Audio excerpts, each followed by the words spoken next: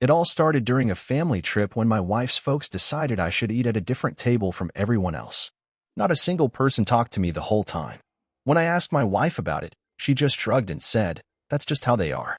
I smiled and said, "All right then. I've got my own way too."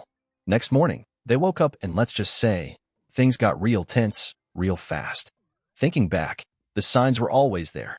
The offhand remarks, the cold stares, the way I was treated like an outsider in my own marriage. But I brushed it off, thinking love was enough. I cared about my wife, Elizabeth, and figured if I kept trying, kept being patient, things would turn around. But they never did. Instead, I ended up on a so-called vacation with her family, which was supposed to be a relaxing week in Outer Banks, North Carolina. It turned into something else entirely. Something I won't forget anytime soon. We had just gotten to the resort. The place was picture perfect, like something out of a travel brochure. White sand, trees, the ocean rolling in nearby. I was honestly excited. I told myself maybe this time, things would go differently. Maybe William and Susan, my in-laws, would finally treat me like I mattered. I thought maybe we'd sit together, laugh a little, actually enjoy being a family. I was way off. That first night, we all went out to a nice restaurant. The waiter led us to a big table, just right for our group. I went to sit down next to Elizabeth, but before I could, William piped up. "Oh, must be a mistake," he said, shaking his head. "He'll need his own table." I paused, thinking I'd heard wrong. "Sorry, what?" I asked. Susan didn't even glance up from her menu. That's just how we do things. I looked at Elizabeth, waiting for her to speak up, to say something, anything that made it clear I wasn't just some stranger tagging along. But she let out a sigh and muttered, "It's just their way. Their way." So I sat by myself, alone. I should have packed my things and left right then. But I stayed. Figured maybe it was just some weird family habit, a one-time thing. It wasn't. Next morning, I got up early, ready for breakfast with everyone. I headed to the hotel restaurant, thinking they'd be waiting on me. Nope. They were nowhere in sight. I texted Elizabeth and nothing. I wandered around for nearly 30 minutes before I found them, already halfway through their meal, laughing and talking like everything was perfectly normal. Like I didn't even exist. I walked up to them, confused. "Why didn't anyone tell me you were coming down?" William barely looked up. "We figured you'd figure it out." Susan sipped her coffee. "It's just how we do things." I glanced at Elizabeth. She was already eating, like this was as usual. Right then, it hit me. I was never really part of their family. And Elizabeth? She wasn't standing with me either. The rest of the trip went the same way. Every meal, I sat alone. Every outing, they somehow forgot to tell me. They went on a private boat ride. I only found out when I saw the pictures on Instagram.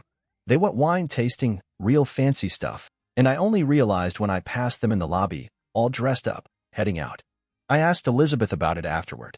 "You could have texted me," I said, trying to stay calm. She just let out another sigh, like I was being difficult. "It's just their way." That's all she ever said. By day 4, I quit trying. I quit asking. They wanted me to be invisible? Fine. I could do that. But they had no clue what I had in mind. Because like I said, I've got my own way too. That night, while they were out sipping wine and patting themselves on the back for their perfect little family trip, I was in the hotel room, making moves. I wasn't just sitting at a different table anymore. I was about to vanish completely. And they were about to feel it. I opened my laptop, pulled up the emails and reservation info, and got to work. See, I had booked it all. The hotel? Under my name.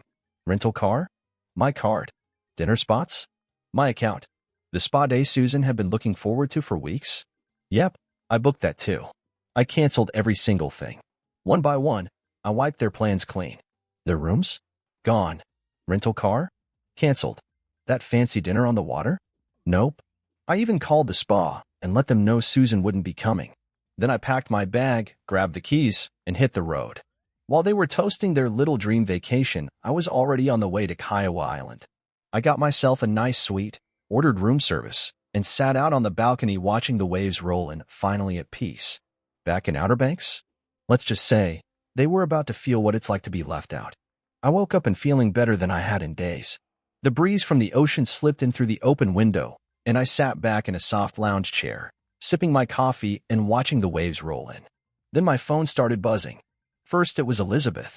I let it ring. Then Susan. Then Elizabeth again. Then William. I flipped the phone to silent and smiled. Guess they finally noticed. I could picture it clear as day. William, still half asleep, dragging himself out of bed, only to open the door and see the hotel manager standing there. "Sir, there seems to be an issue with your reservation." Susan, mid-stretch, grabbing her phone to check their plans, suddenly seeing a bunch of cancellation emails. Elizabeth, groggy and confused, rubbing her forehead as her mom's voice started climbing from annoyed to full-on shouting. No hotel rooms. No rental car. No itinerary. Just chaos. I took another sip of coffee and grinned. A few hours later, when I'd had my fill of the quiet, I checked my messages. It was Elizabeth. She asked, "Where are you? What the heck is going on? You need to fix this. Right now." I figured I'd pick up the next call, just for fun. As soon as I answered, Elizabeth was all business. "Where are you?" she said. "Kiowa Island," I answered calmly. There was a pause. "Kiowa Island? What are you doing there?" she asked. "I am just enjoying my vacation." I could hear the noise behind her. Susan was yelling at the hotel front desk, and William was cursing under his breath. Elizabeth asked, "You canceled everything?" Her voice lower now, like she wasn't sure if she was hearing it right. "Yep," I said. She sucked in a breath, like I'd hit her with cold water. "Do you have any idea what you've done?" "My parents have nowhere to stay. We had plans. You left us stranded." "Oh no," I said, faking my best worried voice. "That sounds really uncomfortable." She went quiet. I knew she caught it. I had used her own words right back at her. I kept going. "You all wanted me separate, so I gave you exactly what you asked for." "This is crazy," she snapped. "You need to come back." I laughed. "No, Elizabeth, I really don't." And I hung up. Later, I found out just how sideways things went for them. Since the hotel was completely booked, they had to scramble to find another place to crash. They ended up at a rundown roadside motel, 20 minutes away from the resort. One of those places with buzzing lights and that weird damp smell that sticks to your clothes. No car meant they had to rely on ride shares. Prices went through the roof. And that fancy dinner William had been bragging about for weeks? Fully booked now. They ended up eating at some overpriced tourist joint, packed with screaming kids and overcooked seafood. Susan had a full meltdown at the spa when she found out her appointment was canceled. She demanded they squeeze her in anyway. They didn't. I learned all this through a flurry of angry texts from Elizabeth. "You seriously just left us like this?" "Mom's got humiliated at the spa. Dad's losing it over the restaurant. Hope you're happy." And yes, I was. I figured that was the end of it, a little taste of their own medicine. But then something unexpected happened. My phone buzzed again, only this time it wasn't Elizabeth. It was a message from Catherine, Elizabeth's cousin. She wrote, "Hey, just wanted to say, I heard what happened. And honestly, good for you." I frowned at the message and read it again. Catherine and I always got along all right, but we'd never been especially close. Her response made my stomach sink. Catherine said, they did the same thing to Elizabeth's ex-husband. I sat up straight. Elizabeth's ex-husband? She'd always told me that marriage ended because they grew apart. No drama, just differences they couldn't work out. I'd never questioned it. But now? So I asked, "What do you mean?" Catherine explained that he went on a family trip with them. They treated him like garbage. Made him sit alone, ignored him, acted like he wasn't there. He left halfway through. Filed for divorce not long after. I didn't say anything before. I figured you already knew. But when I saw what they did to you, I realized she never told you.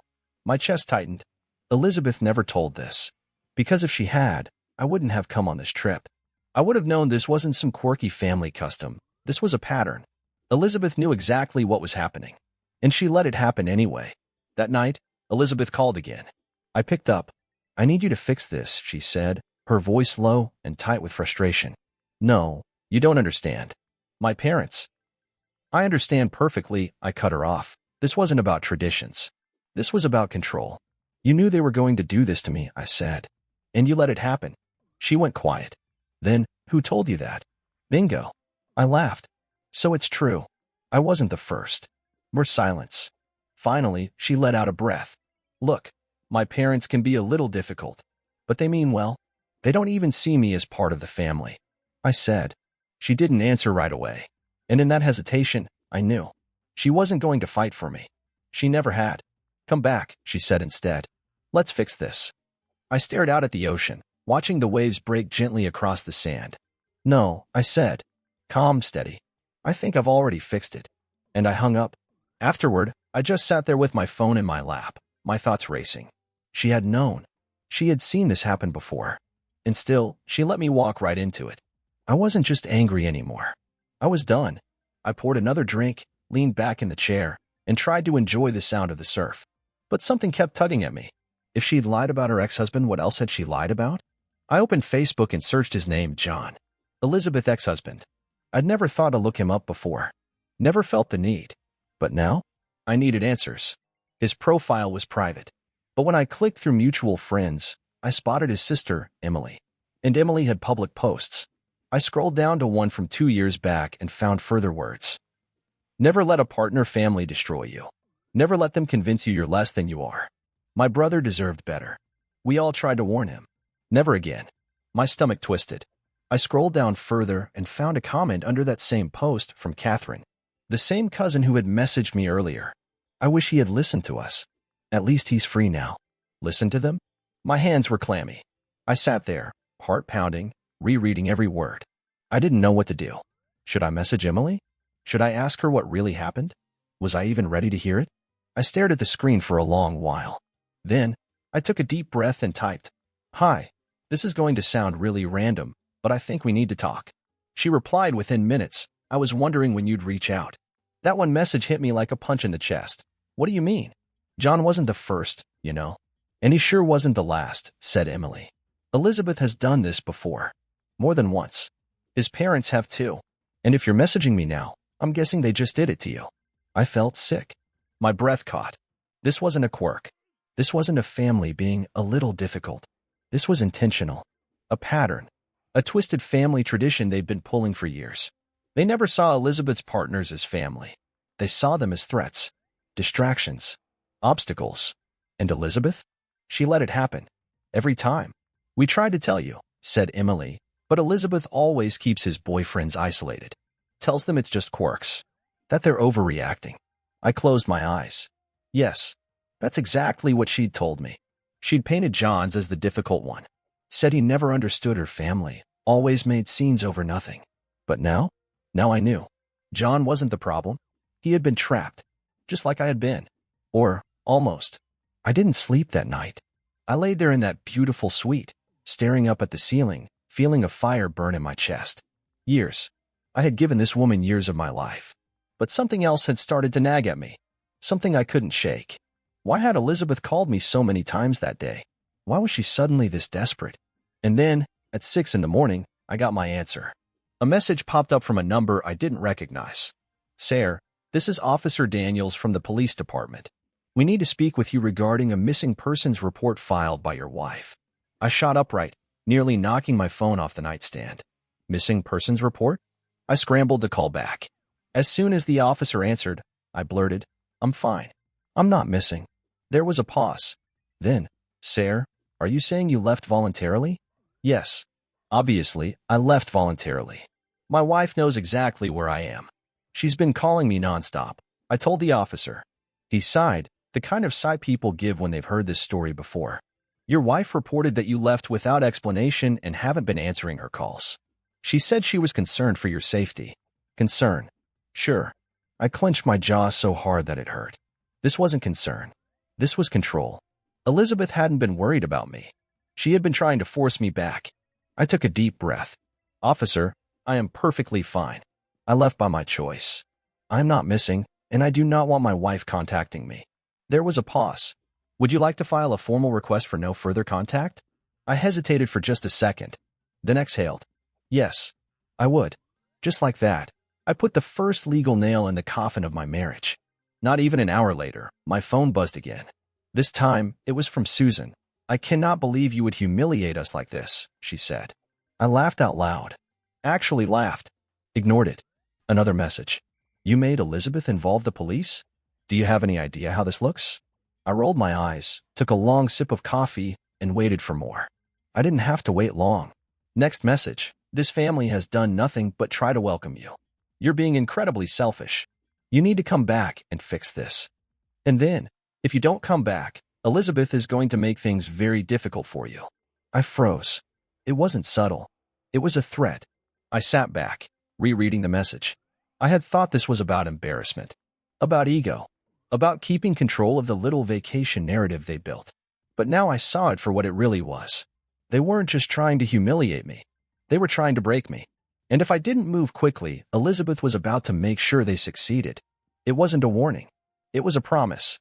I could feel it now, the shift. This wasn't about keeping peace. It was war. And I was supposed to roll over and lose. But I wouldn't. Not this time. I cracked my knuckles, took a deep breath, and typed one message back. Perfect. Let's make things difficult, then. Then I booked a conference room. Sent the invite to everyone, Elizabeth, her parents, and Catherine. If they want war, I will bring it to their doorstep. The next morning, I sat in the conference room alone. Long wooden table, a few bottles of water, and that thick, buzzing silence of anticipation. My heart thumped in my chest, but my face stayed calm. I didn't have to wait long. The door slammed open. Elizabeth came in first, eyes dark and angry look. Susan's heels clicked across the floor like punctuation marks. William's face was already red, probably started yelling before they even parked. Catherine followed last. Quiet, arms crossed, eyes watching. She gave me a small nod. I didn't know if she was here as a witness, a mediator, or just to see what happened. But I was glad she came. I leaned back in my chair, calm as ever, and said, "Glad you could all make it." Elizabeth's voice snapped like a whip. "What the hell is this?" I smiled. Slow. Deliberate. A conversation. You've all been so eager to talk. So let's talk. William scoffed, arms crossed. You think this is funny? No, I said, evenly. I think it's pathetic. I think you people play sick little games with the mans in your family. And you finally picked the wrong one. Then Susan narrowed her eyes. You abandoned us. I laughed again. Full-on laughed. Oh, I abandoned you? That's coming from the people who spent an entire vacation pretending I didn't exist. Elizabeth let out a breath, gripping the back of the chair like she wanted to break it. You're blowing this out of proportion. That was it. The moment it all broke loose, I slammed my hands on the table. Loud. Sharp. Susan flinched. I am your husband, I said, voice cold and clear. Not a stranger. Not some outsider. Your husband. And you let them treat me like nothing. I turned to Elizabeth, jabbed a finger toward her. And you knew. You knew this wasn't the first time. You knew what was happening. And you let it happen anyway. Her face went pale. Susan jumped in fast, voice high and brittle. We were just following tradition. Bullshit. I cut her off. It's not tradition. It's control. It's a test. And every man you've dragged into this family has failed because you designed it that way. Elizabeth shook his head. You're overreacting. I didn't even flinch. I pulled out my phone, opened the messages from Emily, and slid it across the table toward her. Read it. She stared at it. Hesitated. Read it. Slowly, reluctantly, she picked up the phone and started to scroll. I could see her face tighten with each word. Then, she tossed the phone aside as if it had burned her. William crossed his arms, looking uninterested, and said, You're just digging up old stories. This has nothing to do with us. I turned to Susan. Is that how it is? Because last night, you sent me a message threatening me. You told me that if I didn't come back, Elizabeth would make things difficult. Her mouth snapped shut. Catherine let out a quiet whistle. Well, that's something. Elizabeth glared at his mother, his eyes narrowing. You did what? Susan stiffened in place. I was just trying to help him understand. Understand what? Elizabeth's voice got louder. That you've been playing this game for years? That you did the same thing to John? William just shifted uncomfortably, looking away. Susan shot him a sharp look, but the damage was already done. Elizabeth's jaw twitched in frustration. Jesus Christ. And at that moment, I saw it. The crack. The tiny fracture in her long-held loyalty to her parents. The moment she realized that I hadn't been wrong. That I'd never been wrong. Elizabeth turned back toward me, looking for the first time unsure of herself. I held her gaze, waiting to hear something that would matter. But instead, she ran her hands through her hair and sighed deeply. I can fix this. My stomach sank. So that was her first thought? Not an apology. Not remorse. Just an attempt to salvage her image. I leaned back and exhaled slowly. You still don't get it, do you? Silence. I stood up, adjusting my bag. I'm not coming back, Elizabeth. Her eyes widened in disbelief. Wait, what? I'm done, I said. Her expression shifted into shock. Catherine snorted. How have you not figured that out yet? Susan's voice grew louder. This is insane. You're throwing away your marriage over a misunderstanding. I shook my head. No, Susan.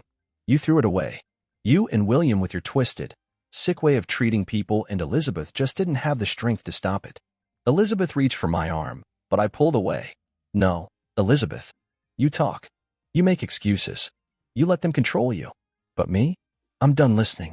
I grabbed my phone and started walking toward the door. Elizabeth's voice cracked, almost desperate. Wait, where are you going? I turned back, locking eyes with her one last time. And with that, I walked out.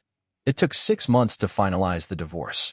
Elizabeth tried everything, begging, blaming me, even accusing me of overreacting, but I didn't budge. Catherine kept me updated. She told me everything fell apart after I left. Apparently, Elizabeth finally confronted her parents, and it was a mess. William called her weak. Susan cried, claiming I'd brainwashed her. Finally, Elizabeth saw her parents for who they really were. But none of that changed anything for me. I was already gone. I found a new apartment, reconnected with old friends, and started putting my life back together. Months later, one night, I got a text from an unknown number. I see it now. I'm sorry. It was Elizabeth.